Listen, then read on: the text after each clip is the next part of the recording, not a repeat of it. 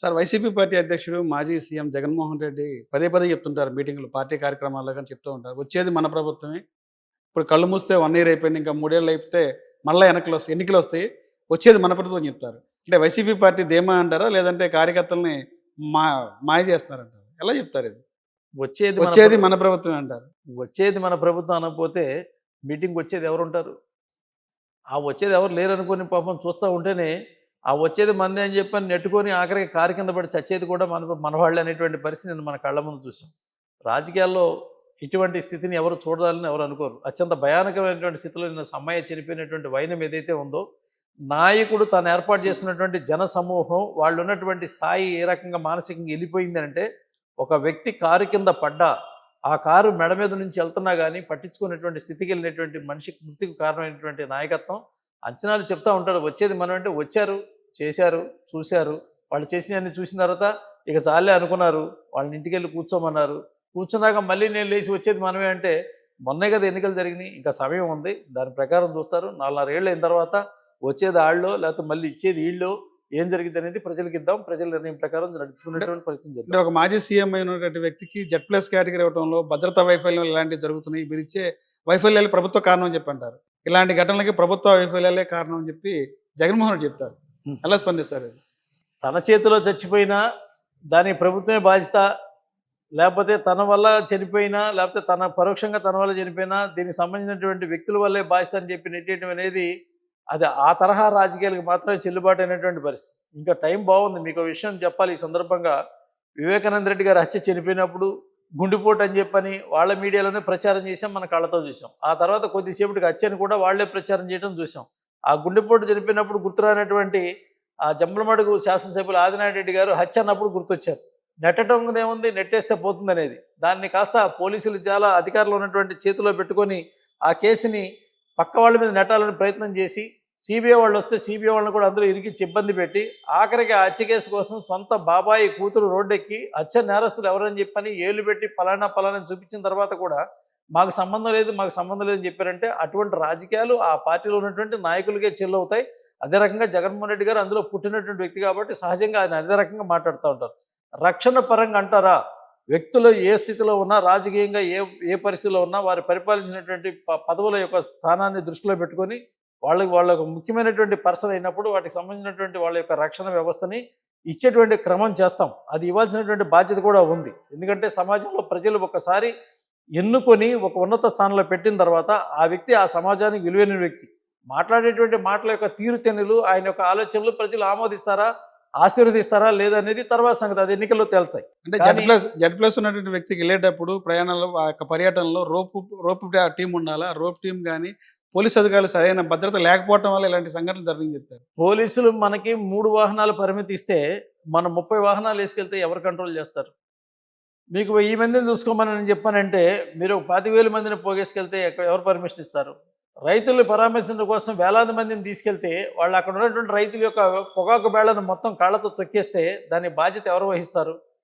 చనిపోయినటువంటి సమయ విషయంలో కనీసం మాట్లాడి నా వల్ల జరిగింది, నేను ఎక్కినటువంటి కారు చక్రం కింద చనిపోయాడు కాబట్టి నేను ఇంత ఇస్తున్నాను, నా కుటుంబాన్ని ఆదుకుంటా అని చెప్పని చేయలేనటువంటి ఓదార్పు, మరి నాడు చేసినటువంటి ఓదార్పు అంతా ఎన్నికల ఓదార్పే తప్ప ప్రజల మీద ప్రేమ కాదనేది వాస్తవం విషయం. వాళ్ళ ఆయన కారు కింద పడ్డ పలకించడానికి ఖాళీ లేనటువంటి మాజీ ముఖ్యమంత్రికి మరి ఆయన పార్టీ వారసులు ఏం సమాధానం చెప్తారో చూడాలి. సార్, వైసీపీ దీని మీద ఒక ఆరోపణ అయితే చేస్తుంది. ఇదే సింగయ్య ఎవరైతే చనిపోయారో జరిగిన రోజున గుంటూరు జిల్లా ఎస్పీ మాత్రం చెప్పడం అయితే, కాన్వాయ్లో జరిగినటువంటి వేరే వాహనం కింద పడటం వల్ల ప్రమాదం జరిగింది అనేది జిల్లా ఎస్పీ గారు చెప్పారు. తర్వాత 3 రోజుల తర్వాత రాజకీయ ఒత్తిడితోనే జగన్ కాన్వాయ్లో జగన్ వెహికలే ఢీకొందని చెప్తున్నారు అనేది వైసీపీ ఆరోపణ. ఇదంతా ఏఐ టెక్నాలజీతో మార్ఫింగ్ జరిగిందంటారు. నిజంగా ఏఐ టెక్నాలజీ అంటారు, వాస్తవం జరిగిందంటారు? మీరు అడిగినటువంటి మాట, మీరు చెప్పిన మాట జగన్ వైసీపీ ఆరోపణ. కనీసం ఒక వాహనం కింద పర్సన్ పడినప్పుడు బ్లడ్ ఉండాలి, ఇదంతా ఉండాలి, అదేమీ లేదు కదా. ఇదంతా ఏఐతో జనాలను మళ్ళీ మోసం చేస్తున్నారు, జగన్ మీద కుట్ర జరుగుతుందంటారు. కళ్ళతో పొడిచినా, కత్తితో పొడిచినా, కత్తి కడుపులో దిగినా, ఆ కడుపులో దిగిన కత్తి అంబటి రక్తం వచ్చినా, ఆడి ప్రాణం కళ్ళ ముందు పోయినా, ఇదంతా కూడా ఏఐ టెక్నాలజీ అనేటువంటి మాట స్థితికి వచ్చిందనమాట ఈరోజు. ఏఐ టెక్నాలజీలో మంచివాళ్ళు ఇబ్బంది పడుతున్నారు వాస్తవం ఎంతో, చెడ్డవాళ్ళు కూడా తప్పించుకోవడానికి అదే మార్గం ఎంచుకుంటున్నారు. దీని ద్వారా ప్రశ్న ద్వారా ఉత్పన్నమవుతా ఉంది జవాబు. కారు కింద పడ్డటువంటి లైవ్ ఏదైతే ఉందో అది డ్రోన్ కెమెరాతో తీసినటువంటి దాని ప్రకారం అతన్ని కింద పడ్డాక ఈడ్చుకెళ్ళటం అనేది కళ్ళ ముందు కనపడింది. బ్లడ్ ఎందుకు రాలేదంటే ఆయన శరీరాన్ని అడగాలి. సింగయ్య శరీరాన్ని బ్లడ్ ఎందుకు రాలేదని మనం అంటుతాం చిన్నప్పుడు చీమ ఎందుకు కుట్టాను ఇప్పుడు ఆయన అడగాలి మనం వెళ్ళి. అతను బాడీని తీసిన తర్వాత అతను పడిపోయిన దగ్గర నుంచి కారు నడిపిన దగ్గర నుంచి బాడీ తీసుకుని ఆటోలో తీసుకెళ్ళాక మళ్ళీ ఎక్కడికి వెళ్ళి చనిపోయింది కళ్ళ ముందు కనపడ్డాక పోలీసు కూడా ఏమన్నారంటే నిన్న వచ్చినటువంటి సమాచారం తర్వాత జరిగినటువంటి దర్యాప్తులో వచ్చినటువంటి వాస్తవాల మీద కేసుని కట్టడం జరిగింది అనేది ఆయన కళ్ళ ముందు ఉన్నటువంటి చెప్పినటువంటి వాస్తవం. ఇది కళ్ళ ముందు ప్రజలకు కనపడుతుంది. ఏ టెక్నాలజీ ఇవన్నీ పెట్టి చేయాల్సినంత అవసరం ఎవరో సింగయ్య ఒక దేహాన్ని అడ్డం పెట్టుకుని రాజకీయం చేయాల్సినటువంటి పరిస్థితి వాళ్ళు ఉన్నటువంటి అధికారులు ఉన్నటువంటి లేదనేటువంటి సత్యాన్ని మీరు గమనించాలని చెప్పని కోరుతా ఉన్నాను. సార్ రాష్ట్రంలో వైఎస్ఆర్సీపీ పార్టీ పరిస్థితి ఏమన్నా రాష్ట్రంలో పుంజుకునే అవకాశం ఉంటుందా, లేదంటే పార్టీ మొత్తం క్లోజ్ అయ్యే పరిస్థితి ఉంటుంది, అవకాశం ఉంటుందంటారు? ఆంధ్ర రాష్ట్రంలో పిల్ల కాంగ్రెస్ వైసీపీ పార్టీ యొక్క పరిస్థితి పుంజుకున్నా లేకపోతే దానిలో ఉన్నటువంటి లోపాలని ఎంచి దాని నుంచి కొంత పవర్ని గుంజుకున్నా ఎవరు షర్మిల గారు గుంజుకున్నా దానికి వచ్చేటువంటి ఆ తల్లి కాంగ్రెస్ పిల్ల కాంగ్రెస్ పోట్లాడుకొని ఆళ్ళు చేసుకోవాల్సింది తప్ప ఎన్డీఏ కూటమి ఉన్నటువంటి బలం దాదాపుగా ఇచ్చినటువంటి 17% ఏదైతే ఉందో ఈ 17% అధిగమించేటువంటి శక్తి దానికి సంబంధించినటువంటి నమ్మకాన్ని ప్రజల్లో తెచ్చుకోవడం అనేది వైసీపీ వల్ల కానటువంటి పని. ఖచ్చితంగా డబుల్ ఇంజిన్ సర్కారు మంచి ఫలితాలు ఆంధ్రప్రదేశ్లో ప్రజలకు ఇస్తాయి. ప్రజలకి మంచి చేసి ప్రజల ఆశీర్వాదం కోరుతుంది. ఇవాళ ఏ వ్యక్తి కూడా నష్టపోయి గగ్గోలు పెట్టేటువంటి పరిస్థితి గత ప్రభుత్వంలాగా ఈ రోజున లేదు. ప్రతి ఇంటికి వెళ్ళి వాళ్ళ ఇంట్లో టీ తాగో లేకపోతే పలకరిచ్చో పెన్షన్ ఇచ్చేటువంటి ముఖ్యమంత్రి వాళ్ళ చంద్రబాబు నాయుడు గారి నేతృత్వం ఉంది. ప్రతి ప్రాంతానికి కిడ్నీ బాధితుల దగ్గర నుంచి ఇవాళ నీటి గురించి ఆలోచించేటువంటి విధానం దగ్గర నుంచి ప్రతి ప్రాంతంలో కూడా ఎక్కడ సమస్య ఉంటే అక్కడికి పరిగెత్తెళ్ళి పలకరించేటువంటి పవన్ కళ్యాణ్ గారి ఒక నాయకత్వం ఉంది. ఈ ఆంధ్ర రాష్ట్రాన్ని కూడా చిన్న ఇన్సిడెంట్ జరిగినా కానీ కేంద్రంలో ఉన్నటువంటి నరేంద్ర మోడీ గారు వెంటనే స్పందించడం కావాల్సినటువంటి సహాయ సహకారాలు అందించడం అనేది అలవాటుగా మారినటువంటి పరిస్థితులు. ఈ 4 ఏళ్ల యొక్క అభివృద్ధి ఖచ్చితంగా ఆంధ్రప్రదేశ్ని ముందుంచింది అనేది వాస్తవమైనటువంటి విషయం. సార్ రాష్ట్రంలో జరుగుతున్న పరిస్థితులు బట్టే వైఎస్ జగన్మోహన్ రెడ్డి ఒక ఆరోపణ అయితే చేస్తున్నారు. రాష్ట్రంలో రాజ్యాంగం అంబేద్కర్ రాసిన రాజ్యాంగం నడవట్లేదు, కూటమిలో ఉన్నటువంటి నారా లోకేష్ రెడ్ బుక్ రాజ్యాంగం నడుస్తుంది, దానిలో భాగంగా మా పార్టీ ముఖ్య నాయకుల్ని కార్యకర్తల మీద అక్రమ కేసులు బనాయిస్తున్నారు, అరెస్టులు జరుగుతుంటారు. ఎలా స్పందిస్తారు? ఇది నిజంగా రెడ్ బుక్ పరిపాలన నడుస్తుందా, అంబేద్కర్ రాసిన రాజ్యాంగం నడుస్తుందా? అమరావతి రైతుల యొక్క రథాన్ని నిలువరించి వాళ్ళ మీద అక్రమ కేసులు పెట్టినప్పుడు వైనం కానీ అమరావతి మహిళలు బోనాలు ఎత్తుకొని అమ్మవారి గుడికి వెళ్తూ ఉంటే దాడులు చేపించి కాళ్ళతో తన్నేటువంటి చిత్రాలు కానీ చంద్రబాబు నాయుడు గారు పర్యటన చేసుకెళ్ళినప్పుడు మదనపల్లి యొక్క ప్రాంతాలు ఏవైతే ఉన్నాయో ఆ ప్రాంతాల్లో జరిగినటువంటి పోలీసుల మీద జరిగినటువంటి దాడి రక్తం చిందించినటువంటి పద్ధతి, లోకేష్ గారి పాదయాత్ర జరుగుతూ ఉన్నప్పుడు వాళ్ళ మీద చేసినటువంటి క్రమం కానీ, భారతీయ జనతా పార్టీ యొక్క కార్యక్రమాలు చేసినప్పుడు ఇళ్లల్లో కార్యకర్తలు నిర్బంధించినటువంటి వైనం కానీ, అందరినీ బంధించిన తర్వాత దొంగ ఓట్లతో అధికారం సాధించడం కోసం చేసినటువంటి ప్రక్రియ కానీ, పవన్ కళ్యాణ్ గారిని అడ్డగించి హోటల్లో ఉంచి బయటకు రానివ్వకుండా చేసినటువంటి వైనం కానీ, నడిరోడ్డు మీద నిలబెడితే నడిరోడ్డు మీద పడుకుని ప్రజలు నిరసన చేసిన పద్ధతి కానీ, రాజమండ్రిలో గర్జించినటువంటి వైనం కానీ, ఇవన్నీ మచ్చుకి మనం అనుకుంటా ఉన్నాం, మర్చిపోలేనటువంటి అంశాలు.